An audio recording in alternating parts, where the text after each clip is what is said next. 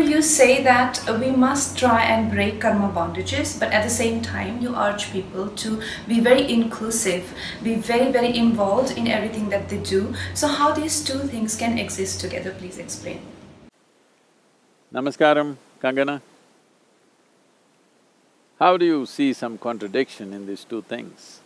Karma means the residual memory of all the things that we do physically, mentally, emotionally and energy-wise.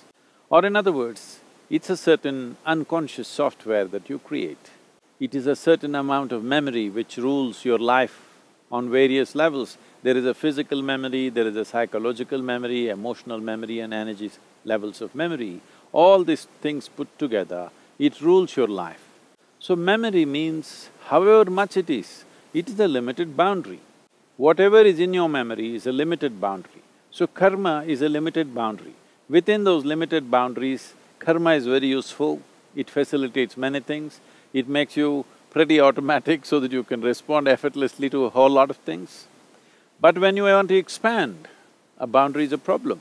If you just draw a boundary of, let us say, your territory of home, now if you want to expand, very easy, you just have to move out.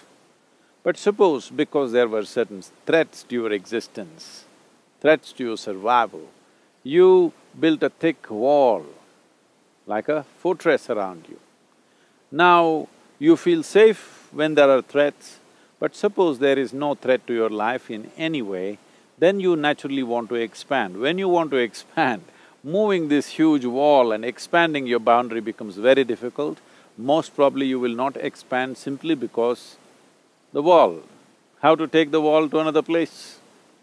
So similarly, karma or the karmic memory is a certain wall that you set up.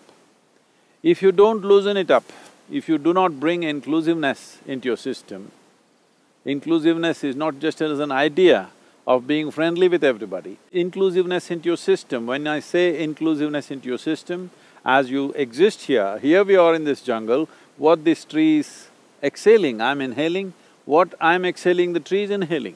Let me not make a statement about the tree, but most human beings may be unaware that this transaction is going on. If we were conscious this transaction is going on, then this experience of just sitting here and breathing is absolutely fantastic and ecstatic. But if you're unconscious, you're still being nourished by the oxygen that the tree is letting out, but you're missing the experience. So inclusiveness does not mean you did something different, you just became conscious about the nature of existence, because existence is absolutely inclusive. What happens to the tree happens to you, what happens to the soil happens to you. What you think is myself, actually just the soil that you're walking upon. So inclusiveness is not something that you have to do. Inclusiveness is the nature of existence, you just have to become conscious of it.